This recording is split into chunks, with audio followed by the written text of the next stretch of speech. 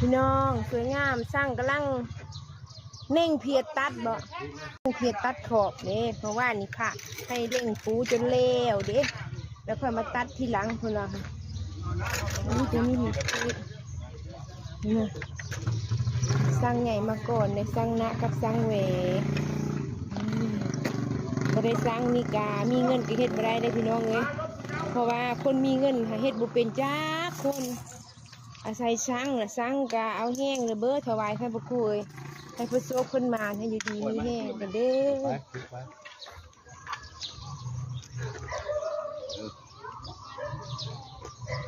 เอ้าสมใจแล้วล่ะลูกหลานเฮ็ดได้ประมาณนี้ล่ะสมฐานะวิทยา